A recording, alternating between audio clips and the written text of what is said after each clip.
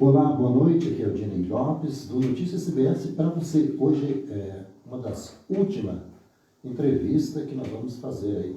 Hoje é o Partido Progressista, quem está conosco, que nos dá a honra, é a vice-candidata aí, Rosemary Cândido. Ela vai estar, então, apresentando as propostas e também colocando, não é todos que conhecem as pessoas, nós sempre somos conhecidos por alguém, mas não por todos. Mas aqui a gente vai ter a oportunidade de estar avaliando os candidatos a prefeito, principalmente, eu sempre vou falar que os vices é de suma importância a gente estar conhecendo, porque, no caso, quem assume algo que acontecer, realmente são os vices, automaticamente ele assume, então, a prefeitura municipal. Então, vamos para as apresentações. É com você, Rosemary. Posso tirar a máscara? Boa noite, Rodinei. Obrigada pela oportunidade. Boa noite, internautas. Obrigada por nos ouvirem, por nos acompanharem. É uma alegria muito grande estar aqui. E quando nós pensamos no que é ser candidato, o que é viver essa experiência, eu gostaria de dizer que todos deveriam viver. E se não viverem como candidato, fiquem muito próximos a um, para que você possa sentir na pele o que é essa experiência. Nunca imaginei que eu me sentisse tão enriquecida com essa experiência, porque nós estamos vivendo muito pertinho da comunidade e estamos sendo muito bem recebidos. As pessoas nos questionam, as pessoas querem saber dos serviços públicos, querem saber sobre a sua rua, querem saber sobre a educação e por aí vai. Então, além da gente, nós, enquanto candidatos, nos apresentarmos para a comunidade, muito mais é conhecermos as demandas que a comunidade precisa, que a comunidade tem, que a comunidade está ansiosa. Temos andado em todo o município de São Bento do Sul, descobri ruas que eu nem sabia, mesmo sendo nascida aqui, prestar serviços há 34 anos, quase 35 já, minha função sempre no magistério, convivendo com as famílias, mas mesmo assim tinha muita coisa que eu ainda não tinha visto. Estou apresentada? Acredito que sim. Vamos para a primeira pergunta. Rosemary, por quê? Como surgiu? Quem convidou ou você se convidou? Como que foi essa aliança aí para vice do Magno Palma? Rodinei, essa é uma pergunta interessante, é uma pergunta que mostra que todas as pessoas podem e devem envolver-se muito com a política. Então não foi um sonho, isso não foi planejado, eu amo ser professora, estar no meio das pessoas e por isso que aconteceu esse fato de eu estar candidata hoje na majoritária junto com o nosso querido seu Magno Bom. Não foi uma decisão fácil, considerando que eu nunca tinha sido candidata e em primeiro momento o que é que eu pensava?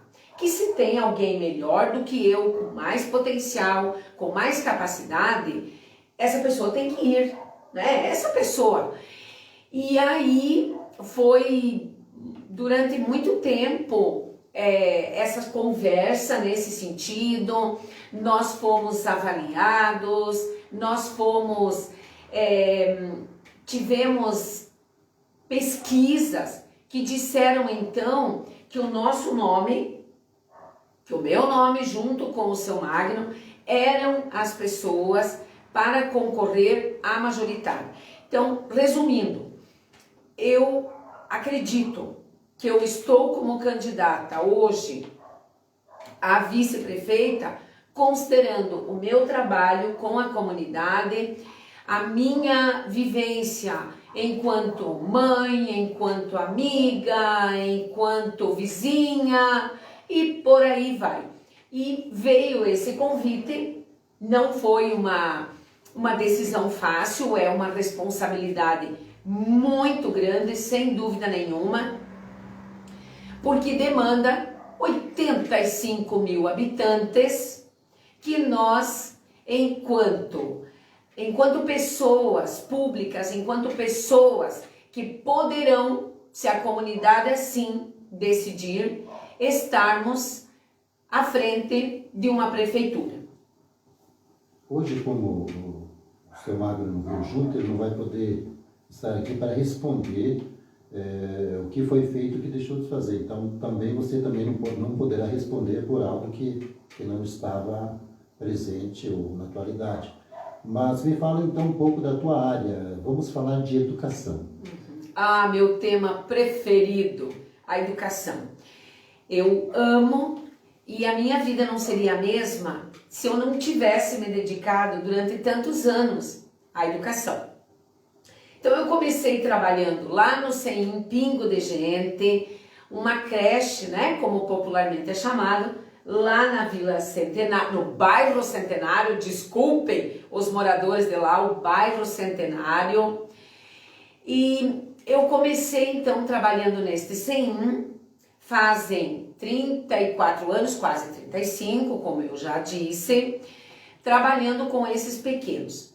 Foi um desafio bastante grande, porque eu nunca tinha entrado em um centro de educação infantil, eu tinha o magistério, eu tinha 17 anos na época, eu faria 18 anos, comecei trabalhando 20 horas, aí dali a pouco foi aumentada a carga horária, hoje já não funciona mais desse jeito, se você faz concurso para 20 horas, é 20 horas, na época havia essa possibilidade.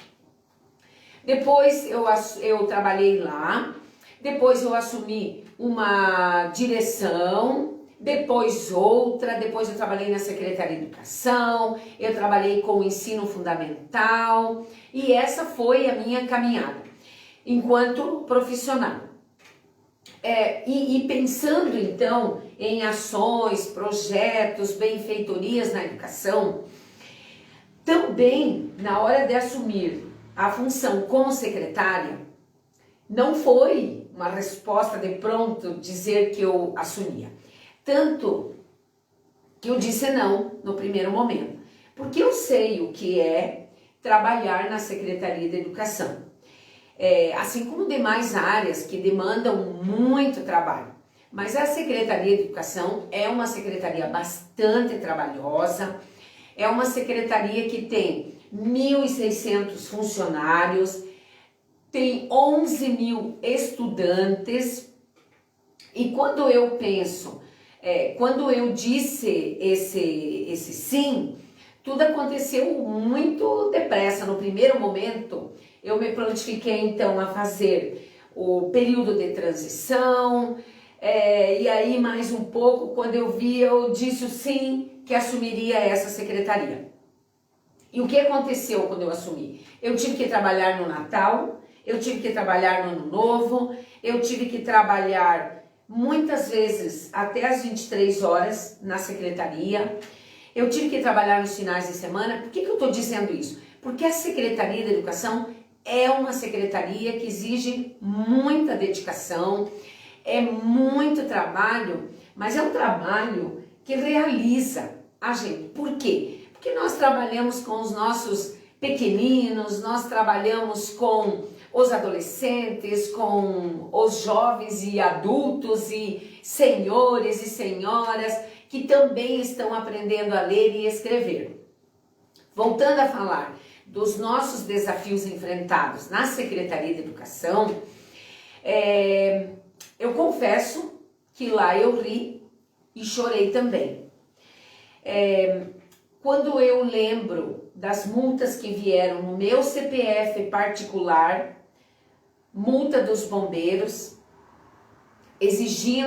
fazendo exigências com relação a projeto preventivo, com relação aos sistemas vitais, com relação aos prédios bastante deteriorados pelo tempo, as exigências da vigilância sanitária, querendo interditar os prédios da educação. Então foi um período de muito trabalho mesmo. E olha só, falando ainda da estrutura física,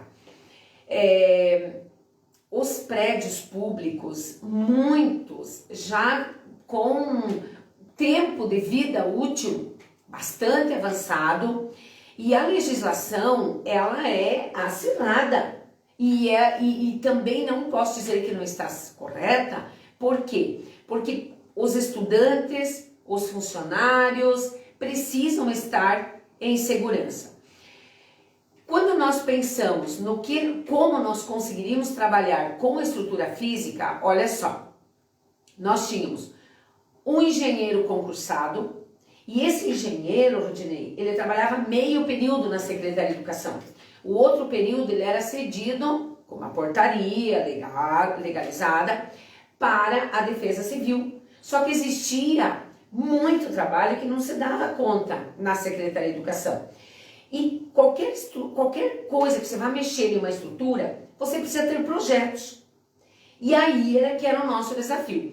Então, depois de bastante estudo, discussão, esse engenheiro veio para a Secretaria de Educação em tempo integral. Aí veio também a arquiteta, a Kiara, veio trabalhar conosco. Depois veio mais um chefe de divisão cedido, um engenheiro para a Secretaria de Educação, para ajudar nos projetos. E enquanto isso, foi feito um concurso e foram admitidos mais 2 engenheiros dentro da Secretaria de Educação, considerando que são 50 unidades educacionais para se cuidar, e além disso tem o prédio da Secretaria de Educação, ao qual enxuguei muita água lá dentro também. Então, a Secretaria de Educação, ela é como uma casa, gente. Uma casa, ela precisa ser cuidada, sempre. É uma fechadura que quebra, é o telhado que começa a chover, é a pintura que fica lascada, que fica feia. E quando se pensa que os estudantes precisam ter um lugar agradável, e que inclusive existem pesquisas que dizem que um ambiente agradável, ele promove uma aprendizagem melhor. Então é muita dedicação na Secretaria de Educação. E voltando ainda a falar nos engenheiros, aí hoje então a equipe é de 3 engenheiros e mais a Kiara, nossa querida Kiara, que está em licença maternidade. E aí tem o PAR. O PAR é o Programa de Ações Articuladas, onde precisam estar inseridos lá os projetos.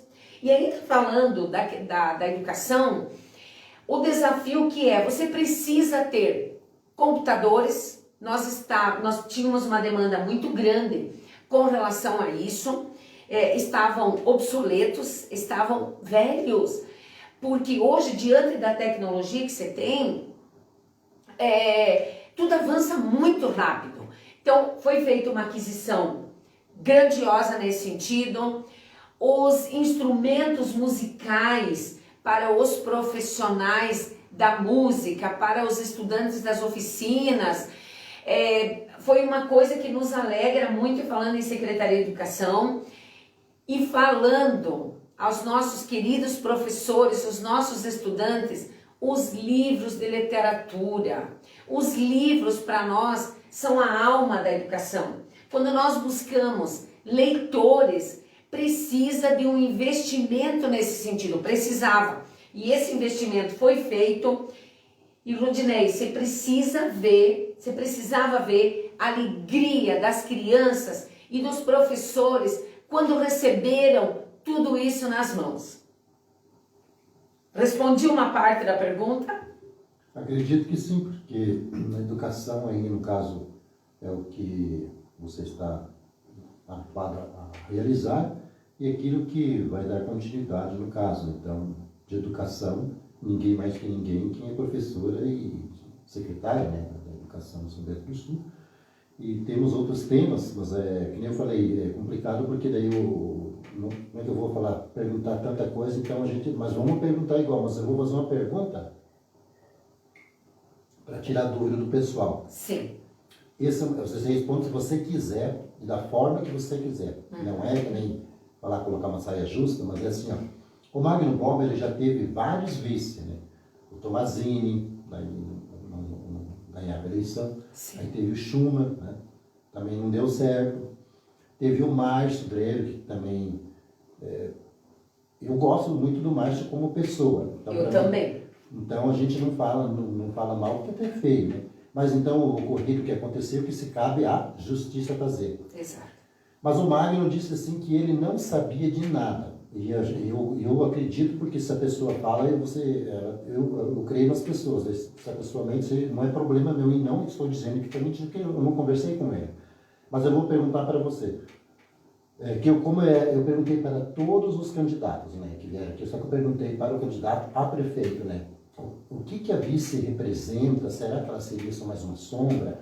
A vice-prefeito, a vice, né, o vice vai ter que papel, é fundamental, estão trabalhando junto, nem aqui passaram o Tadeu e a sua vice, eles, né, estão fazendo a campanha junto, até ela deu uma entrevista sozinha também lá no programa da Rádio Liberdade, que fez parte também. O Tomazini já veio aqui sozinho, né, sem o vice dele, porque o vice também estava, acho que em algum bairro, trabalhando.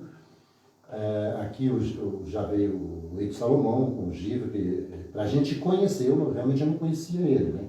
Então, veio aqui também a Eliane Ribeiro, eu também não conhecia ela, né? Então, a gente é conhecido por algumas pessoas, mas na oportunidade a gente acaba conhecendo ou ficando conhecido, que é o caso do programa da Notícias BES, que a gente fica conhecido porque nós temos aí uma página que tem 15 mil pessoas, 65% são mulheres que nos assistem. E temos o grupo também com 50 mil.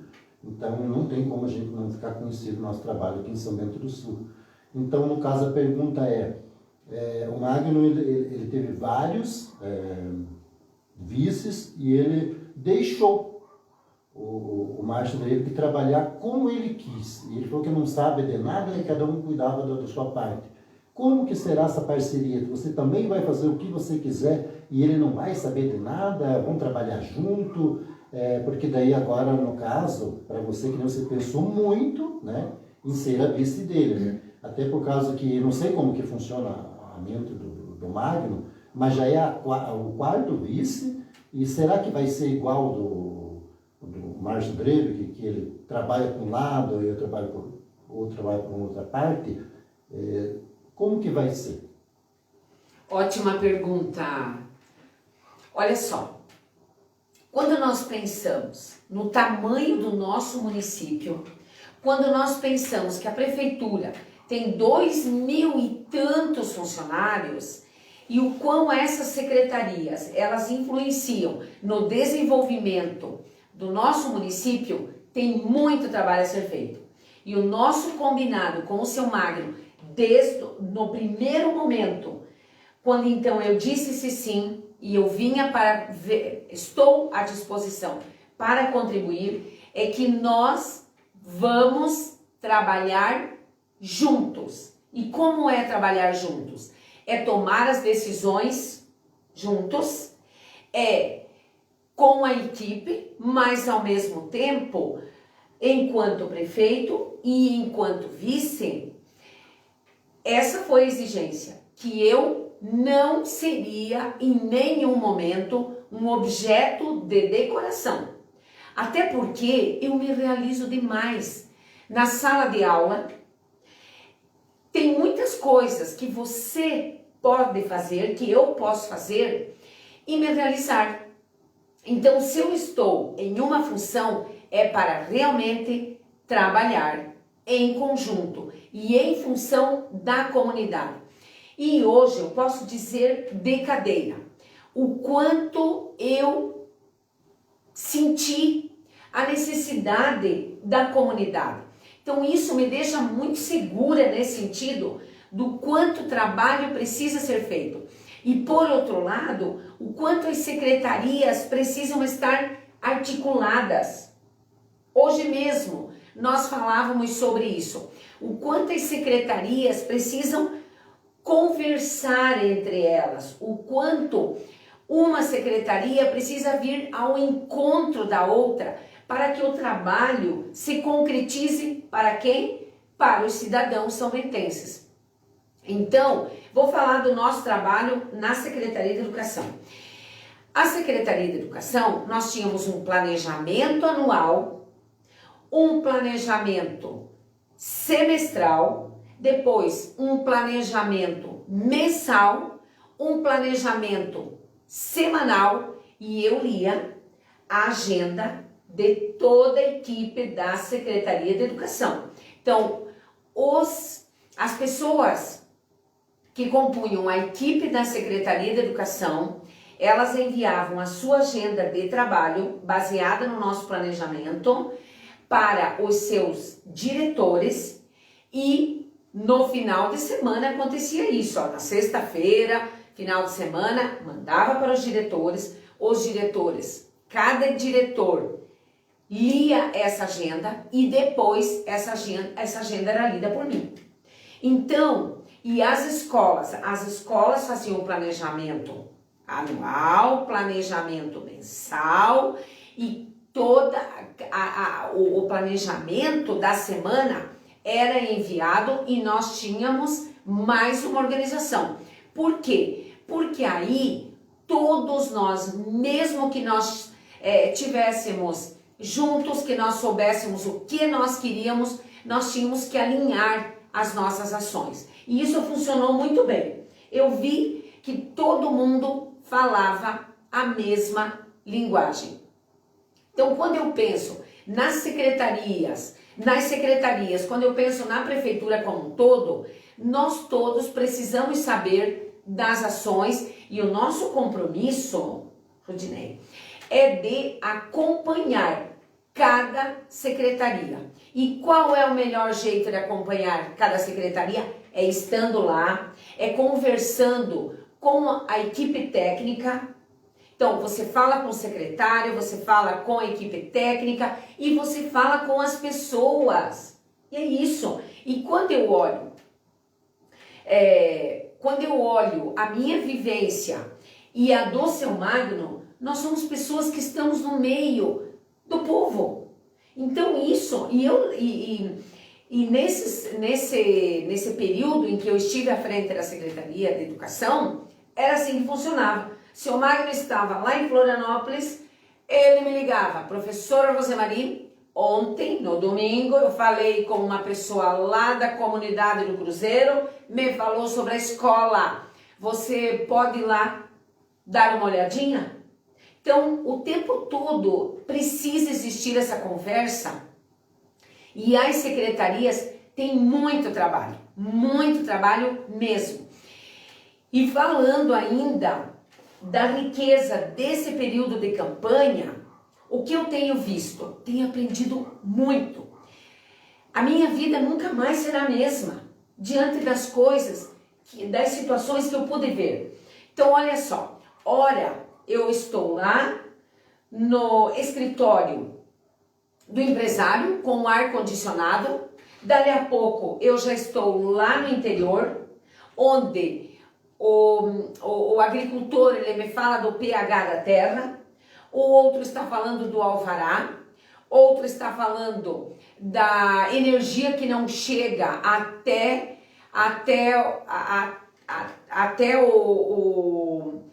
o galpão dele para secar o fumo, outro já está falando da estrada, outra pessoa está falando da necessidade de um veterinário. Então, é uma caminhada muito rica nesse momento, quando a gente olha o que você fará dentro de uma prefeitura e como é que você precisa cuidar das pessoas, que é o que nós temos de mais precioso. E é para elas que nós prestamos o nosso serviço e é para elas que nós estaremos lá. É com esse objetivo. Falando em cuidando das pessoas, o mundo foi pego de surpresa. Vamos falar um pouco da pandemia. Sim. E como aí está acontecendo, está parado os colégios, agora alguns colégios particulares vão retornar. Queria que você explicasse como que ficou, como que foi essa experiência de pandemia, qual é o projeto para o futuro. Me fale um pouco sobre a pandemia, sobre o ensino, o que aconteceu. São Bento se saiu bem, as voltas às aulas, tem muita reclamação, o pessoal está gostando, as crianças estão aprendendo, elas estão tendo dificuldades. Conta para o eleitor, para o pessoal de São Bento, que isso aqui, a entrevista ela vai ser como um ensino, aí, esclarecimento da sociedade, uma conversa gostosa que nós estamos tendo aqui para poder prestar um serviço voluntário à comunidade, e não só São Bento do Sul. Isso aqui será uma referência para outros leitores, que nós temos leitores do Brasil todo, e ficará ali como referência onde o pessoal vai tirar suas dúvidas sobre a educação, sobre a pandemia. Nada melhor que uma secretária de Educação, Rosemaria, respondendo sobre a pandemia. Rodinei, você caprichou nas perguntas, hein? Olha só, foi uma situação muito difícil e ainda está muito difícil para as famílias, para os estudantes e para os professores, para os diretores, os coordenadores, para todas os profissionais que fazem parte e a comunidade também, sem dúvida. Então, olha só, todos nós recebemos essa notícia da pandemia e imediatamente todos tiveram que movimentar-se nesse sentido. Nós recebemos a notícia pelo jornal NSC Notícias das 19 horas, dizendo que as unidades escolares precisariam ser fechadas na quinta-feira. Isso era segunda-feira. Imediatamente, eu liguei para uma das diretoras e pedi que avisasse os diretores que ficassem muito atentos e que esperassem novas informações, mas que imediatamente já ficassem atentos sobre esse assunto. Foi uma decisão muito difícil, porque olhem só, de um dia para o outro, todo mundo organizar-se. Isso envolve transporte escolar, envolve alimentação, os pais para organizarem-se com os filhos, os estudantes que não sabiam se isso era férias, se tinha que estudar, e os professores, todo mundo tendo que se reinventar nesse universo com essa demanda que apareceu repentinamente. Claro que nós também imediatamente pedimos que a equipe do nosso TI organizasse para ver como é que nós poderíamos ajudar da melhor forma possível. Nesse primeiro momento, o decreto foi de 15 dias, só de 15 dias, e nós, gente, esperançosos que as crianças, os estudantes, pudessem retornar para as escolas. Mas isso não aconteceu. E já estamos aí no final do ano. Então, os pais, foi todo um estudo feito, nós começamos a trabalhar e nos movimentar nesse sentido para orientar da melhor forma possível. Mas ninguém tinha Ninguém sabia exatamente o caminho, mas ninguém parou de trabalhar. Todos os profissionais da educação começaram a se movimentar nesse sentido. E isso foi sendo organizado e reajustado, sendo flexibilizado à medida que o tempo foi avançando.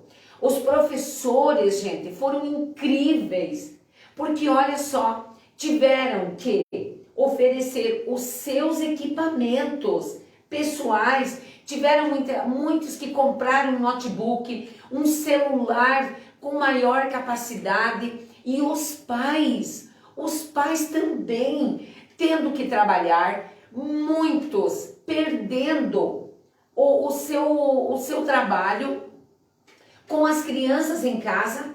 Os avós não eram para atender crianças, mas eu pergunto com quem muitos deles acabaram ficando. Como é que esses pais tiveram que também tomar atitudes, a organização, as empresas o tempo todo sendo pleiteados pedidos com relação a isso? Então hoje, depois de muito estudo, mas muito estudo, muitas exigências, algumas, pensando agora em São Bento do Sul, retornou a escola Froebel.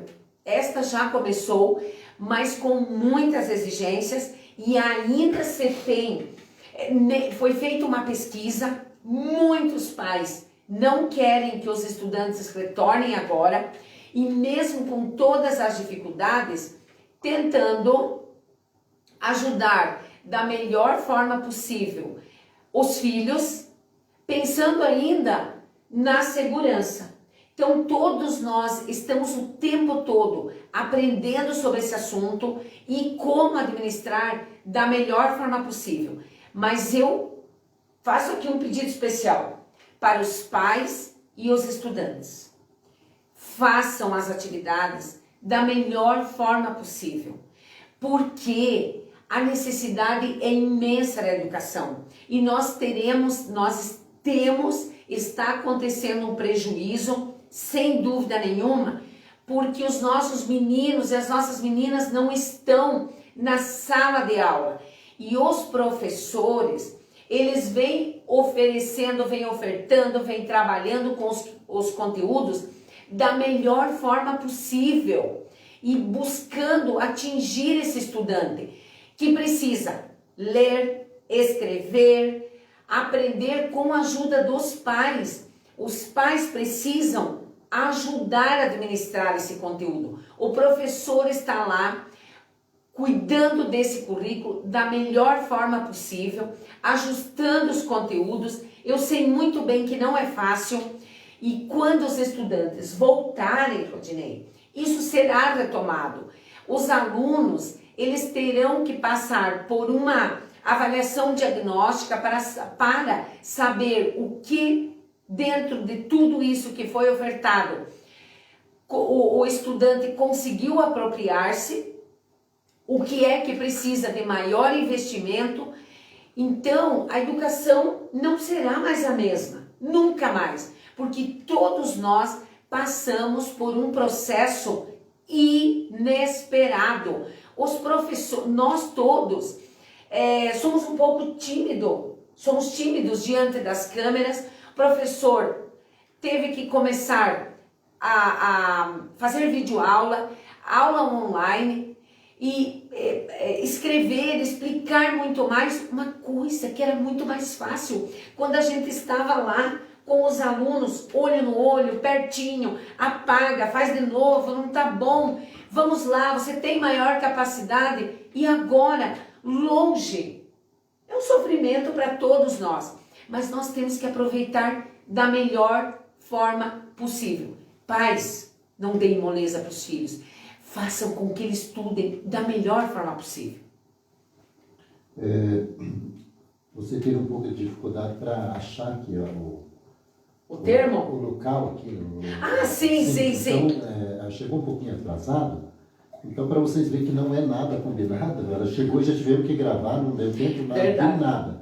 Então, as perguntas estão sendo feitas na hora, e a gente, uma promessa da gente que o eleitor, o participante também faça Aqui daí tem uma pergunta, né? Porque a maioria aqui é elogios, né? Da pergunta quase não tem. Então, mas como o eleitor tem direito de perguntar, que é uma promessa nossa, Claro. ali tem uma pergunta do Bruno. Na verdade, é a única pergunta que eu vi ali. O resto mais é elogio, incentivo, né? Obrigada. Então, o Bruno pergunta assim, eu não entendi muito bem, não sei, mas é uma coisa simples. Vamos Né? Inclusive, quer saber, né? Ela vai tirar o Dia dos Pais do calendário de São Bento do Sul ou se arrependeu de ter falado porque tirou do Face? Ela pode explicar isso para a população? É uma coisa simples. Entendi. Bruno, meu querido, eu agradeço a sua pergunta. Olha só, eu serei extremamente sincera com esse seu questionamento. Nós temos uma gama enorme de datas comemorativas.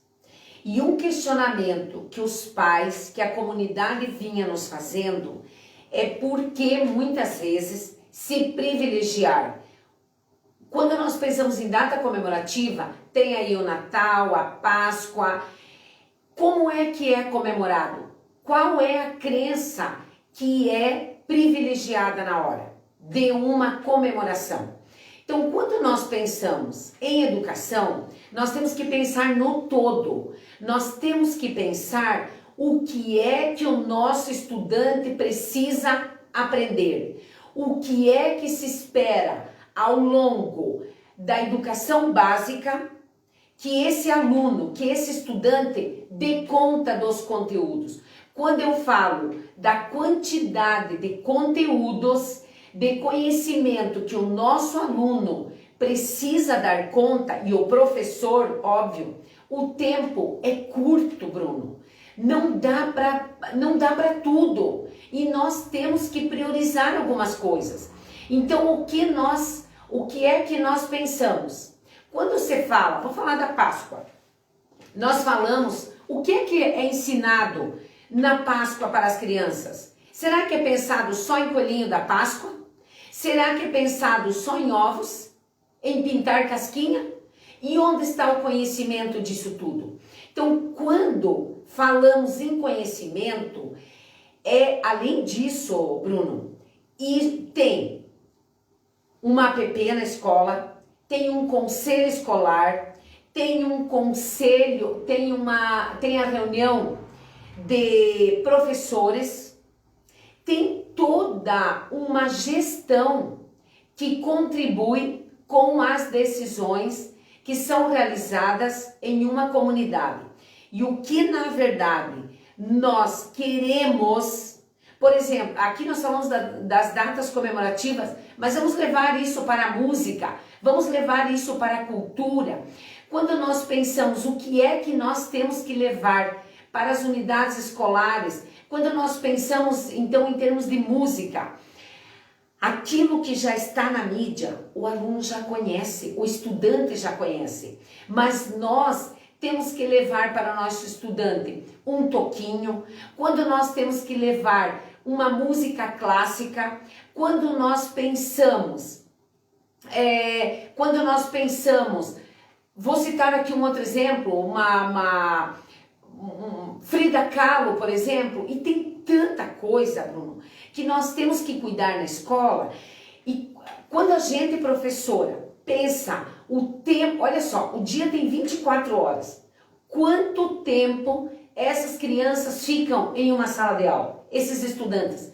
4 horas. Nós temos que pensar no conteúdo clássico, nós temos que pensar no conhecimento, nós temos que levar a cultura, nós temos que levar o conhecimento produzido ao longo, o conhecimento que a humanidade produziu ao longo do tempo. Por isso que nós precisamos olhar de uma forma muito séria para aquilo que nós estamos produzindo, para aquilo que nós estamos ensinando.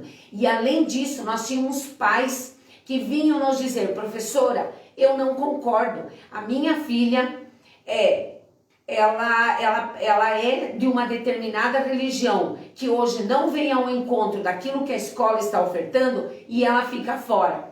Qual é o conhecimento que ela está aprendendo naquele momento? Então são muitos questionamentos e muita coisa que nós precisamos sempre estar reavaliando e pensando juntos. em prol do conhecimento e do objetivo, que é a educação. Vamos falar um pouco de saúde. Qual é o projeto do Magno, juntamente com a sua pessoa? Depois dessa pergunta de saúde, daí eu vou deixar assim para você colocar um tema e uma proposta, que às vezes vocês querem apresentar uma proposta, a gente vai fazendo pergunta e acaba esquecendo aí vocês. Então fala de saúde, e depois que terminou, ao término de falar um pouco de saúde, aí tu coloca assim que o que vocês têm que fazer de imediato que tem que mudar ou que não deu tempo de mudar para São Bento do Sul, que precisa de urgência depois da saúde daí. Pode ser assim? Pode, com certeza, Rodinei. Olha só, quando nós pensamos em saúde, ele é um assunto tão sério, porque as pessoas, elas sentem dor, elas morrem. A saúde, quando a gente está doente, segundo o padre Fábio de Mello, eu aprendi isso com a minha amiga Bárbara. Falando isso, ele está para mim dar uma entrevista. É mesmo? Mas que maravilhoso! Olha só, ele diz que a pessoa... não, é o Fábio daqui, não. O Fábio daqui. Não, de Mello, não. Não é o Fábio. Você que era o Fábio aqui, o padre Fábio. O padre Fábio. Da Oxford. Sim. Que também é uma pessoa maravilhosa, sem dúvida nenhuma. Então ele diz que a pessoa, quando ela está doente, ela se sente humilhada, porque ela perde a dignidade dela. E eu pergunto, o que é bom quando a gente não tem saúde? É bom trabalhar quando você está doente? É bom ter uma roupa nova? É bom ir para uma festa? Não, nada. Quando você está doente, não é todo o encanto. Não é o mesmo da nossa vida, das coisas que nos rodeiam. A saúde, ela é extremamente séria e eu tenho acompanhado um pouco disso. Então, nessas andanças aí pela comunidade, tenho ouvido falar em filas, mas aqui tenho ouvido falar em filas que a saúde tem, e é verdade, tem mesmo, mas eu quero fazer uma colocação muito importante nesse sentido, que quando eu vi os números, quando essa gestão assumiu, tinha 36 mil entre consultas e exames esperando. Hoje tem em torno de 900. Então já teve uma queda grande no quesito da lista de espera. Também precisamos rever, sem dúvida nenhuma. Claro que eu não concordo em absoluto e precisamos revisar, e já tem aí algumas coisas, algumas ações em andamento nesse sentido, olhando para quando a pessoa vai de madrugada esperar para agendar uma consulta. Isso é uma situação que nós precisamos rever. Já existe aí uma iniciativa de que tenha um aplicativo que a pessoa possa fazer por meio dele o seu agendamento. Temos que estruturar isso de uma forma que a pessoa não tenha essa espera toda. Fiquei muito triste quando eu soube que pessoas idosas, que pessoas que não estavam bem de saúde, tinham que ficar esperando. Pensando que está no projeto que venha uma UPA, né, um pronto atendimento para São Bento do Sul, isso hoje é uma necessidade, sem dúvida nenhuma, considerando a demanda que você tem no hospital. E é claro que quando nós pensamos em saúde, nós temos que pensar em prevenção, pensando ainda em tratamento alternativos, quando nós pensamos na farmácia viva, isso é saúde. Quando nós pensamos em prevenção, nós precisamos realmente, saúde é aprender a lavar as mãos, como hoje nós tivemos aí por conta da pandemia. Quando nós pensamos em saneamento básico, isso é saúde, isso é pensar em saúde, inclusive a longo prazo. Por quê? Porque cada R$1 investido em saneamento básico, ele reverte em 8. A diarreia diminui e outra, isso é só um exemplo, né? Quando nós pensamos em saúde, nós temos que pensar em saúde mental. Outro dia tivemos uma reunião com pessoas técnicos nesse assunto. Quando nós pensamos em saúde, nós temos que pensar em esporte, nós temos que pensar em qualidade de vida. Por exemplo, o jovem, ou enfim, a pessoa que usa drogas, ela pode desenvolver uma esquizofrenia, onde desencadeia isso, e o sofrimento das famílias, das mães, dos pais e da própria pessoa que entra num caminho desse. Então, a saúde, ela é extremamente importante, e quem está com algum problema precisa de um atendimento rápido, sem dúvida nenhuma. E nós precisamos sim cuidar dos cidadãos são-bentenses para que eles tenham saúde a longo prazo e ao mesmo tempo que elas sejam tratadas com respeito, com dignidade, na sua necessidade. Essa é UPA que você falou ali? Isso. Ela vai ser custeada 100% do município. O município ela vai ter condições de manter recursos só do município? Como que funciona? Explica para o pessoal que está em casa. Então, olha só.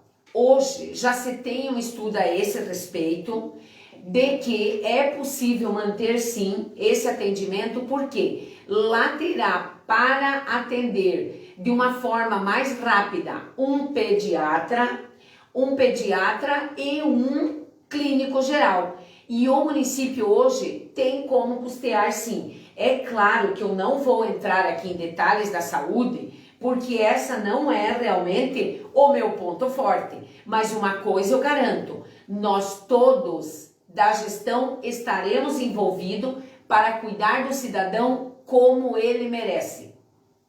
Vamos falar um pouco então de pavimentação, que é o que o pessoal o pessoal sempre reivindica. Eu vou fazer as mesmas perguntas, o Magno vai assistir depois, né, que acho que está no encontro lá com os candidatos e até os seus assessores. É a mesma pergunta. Nós sabemos que o asfalto tem uma validade e que os nossos asfaltos, as pavimentações de São Bento do Sul, ela está vencendo tudo, está toda rachada. E teve essa polêmica aí de ter sinalizado, colocado os colchões em cima de asfalto que estava rachado e também asfalto novo que ficou muito bom. Quem ganhar, ele vai ter que reformar todos esses asfaltos que estão vencidos e ainda fazer a pavimentação onde não tem. Só que um dos candidatos olha que é prioridade já arrumar onde já tem, porque fica feio. Só que daí eu acredito assim, que é muito caro a pavimentação. Se arrumar onde já tem, vai arrumar no centro de novo. Então vai ficar de novo só o centro privilegiado. Então eu acredito que os candidatos eles estão numa saia justa, porque se reformar de novo ali, onde que geralmente indo para o centro, de perto do Paulo, em outros lugares, está tudo trincado. Se arrumar ali de imediato, os bairros vão ficar porque não tem tantos recursos. Então, ou faz nos bairros e deixa ali o centro sem fazer, ou será que vai ter recurso para tudo isso? Então, é algo para se pensar, uma pergunta, assim, um questionamento meu. Na tua visão, o que poderia ser feito, o que o Magno tem feito de proposta já nas outras comícios ou reuniões, comícios não existem mais, mas nas reuniões, o que o PP, o que vocês têm sentado, o que vocês têm de projeto, porque já tinha dobrou aqui a audiência, então nós temos que saber fazer as perguntas, aproveitar o tempo, né, que já passou 47 minutos e parece que foi 5, porque está sendo uma conversa bem amigável, bem boa, de esclarecimento para a população, que isso é um trabalho para esclarecer, e nós sabemos, temos uma riqueza, eu falo riqueza democrática, de ter 6 candidatos com certeza, a prefeito, né, e vice, e a maioria assim, tem ideias boas, tem projetos bons, mas tem muita gente em dúvida. Então, para que o eleitor, hoje já é a última entrevista dos candidatos a prefeito e vice-prefeito, então nós temos que ser oportunos e sábios para perguntar e também para responder. Com certeza. Pensando em asfalto, olha só o que eu descobri. que a pavimentação ajuda inclusive no casamento. As mulheres têm menos pó para tirar, elas ficam menos bravas e por aí vai. Brincadeira à parte. Então, olha só, qualquer coisa que você vá tomar de ações, de atitudes, elas precisam ser pensadas sempre nas prioridades que se tem. Já está hoje no plano de governo, eu lembro aqui de duas, falando em asfalto vencido, com problemas, enfim, ó, Augusto Funderval e a Rua das Neves, que está bastante deteriorado, sem dúvida nenhuma. E quando nós pensamos hoje em o que foi, vou falar do que a gestão fez. Então, olha só, foi a gestão que mais fez pavimentação. Foram 61 ruas que foram feitas. Foi muito trabalho nessa gestão.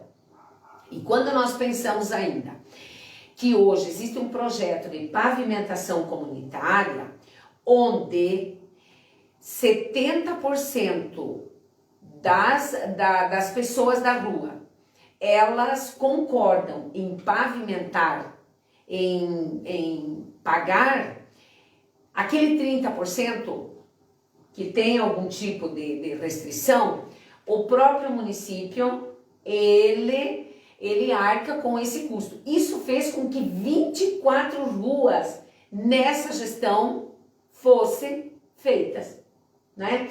E pensando nos bairros, por exemplo, Serra Alta, como foi feito agora no centro,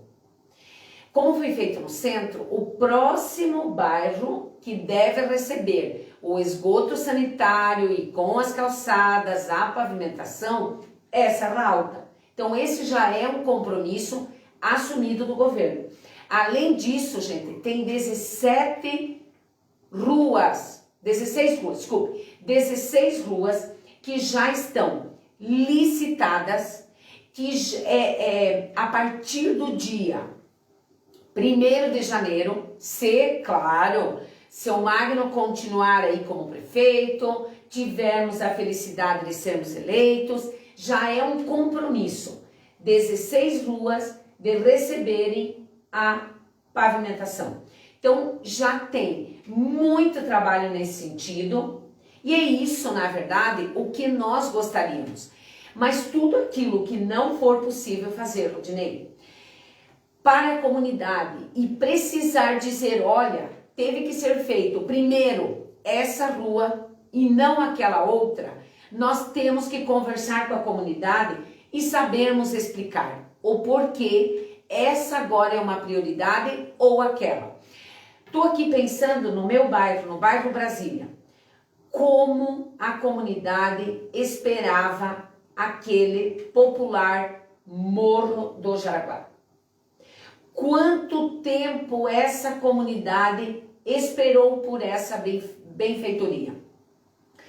Inclusive, eu usava todos os dias e olhava para as casas próximas e pensava o quanto difícil era para elas terem tanta poeira e um fluxo muito grande, porque muitas pessoas utilizavam e utilizam diariamente.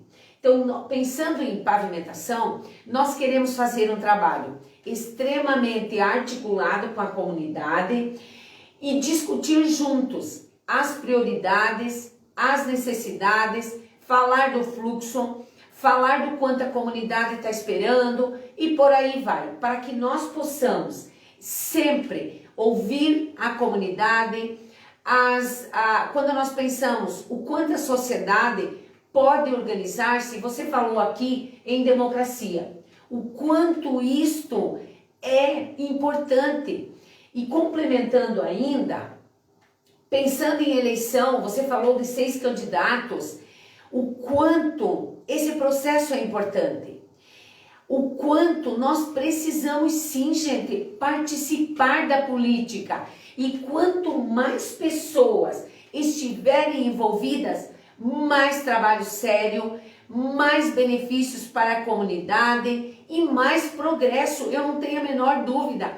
E as pessoas precisam sim saber da política, Porque a política, ela está na rua, que você acabou de citar, ela está numa boa escola, ela está num atendimento médico, ela está na vacina, ela está no preço do pão, do leite e por aí vai. O quanto ela é importante na nossa vida, o quanto ela mexe com a coletividade. Então, venha participar sim, sempre. Vou fazer uma pergunta e depois vai colocar aquilo que vocês acham que é prioridade que eu tinha falado, né? Então, a pergunta seria assim, o que você está sentindo aí dessa conversa, de dar uma entrevista para o Notícias EBS? Nós estamos pressionando ou é um canal que você se sente livre para apresentar as propostas? O que você está sentindo nesse momento? Explica para o pessoal ali, porque às vezes as pessoas acham que o nosso trabalho não é válido, ou a gente está perseguindo alguém. Como que você está se sentindo aí hoje, porque participou de várias reuniões, o que você está sentindo nesse momento de poder conversar com o eleitor aqui no Notícias EBS? Rodinei, você é maravilhoso, jovenzinho. Eu brinco que abaixo de 40 é tudo muito jovenzinho. A tua forma faz com que com que eu possa me sentir extremamente à vontade, tranquila, as perguntas feitas de forma muito calma e sem nenhum indício de que esteja privilegiando um ou outro candidato, bem pelo contrário. Você está sendo extremamente sério no seu trabalho e promovendo oportunidade para que a comunidade conheça cada candidato. E é isso o que nós precisamos fazer, enquanto candidatos, nos apresentarmos para a comunidade e você, como um profissional da imprensa, promovendo esse serviço para que as pessoas saibam quem poderá governar o município, quem estará lá, quem você quer que esteja lá, porque quem define a eleição é o povo, são as pessoas, elas é que realmente vão dizer quem irá governar São Bento do Sul nos próximos 4 anos, quem estará à disposição da comunidade. Então eu tenho só agradecer e parabenizar o seu trabalho, com certeza. Nós falamos de educação, de saúde e das pavimentações, e vamos falar um pouco da agricultura. Tem os agricultores, as pessoas que residem mais afastado. O que tem de projeto, de incentivo do Partido Progressista para o futuro, nesses próximos 4 anos, caso o Mário Boma continue na gestão? Os agricultores, gente, eles são imprescindíveis. Quem é que pode ficar sem o alimento na mesa? Ninguém. Então ele realmente precisa ser olhado. Eu tenho estado lá nas comunidades e, como eu disse, tem gente que fala do alvará que tem problema, tem gente falando da estrada, tem gente falando do pH lá da terra, tem gente falando do quanto o calcário é importante, aquele agricultor que está falando do quanto ele precisa de incentivo para escoar a sua produção, para vender, para negociar, o quanto ele precisa que a prefeitura oferte um serviço de qualidade, e é isso o que nós nos dispomos, é estar a serviço da comunidade.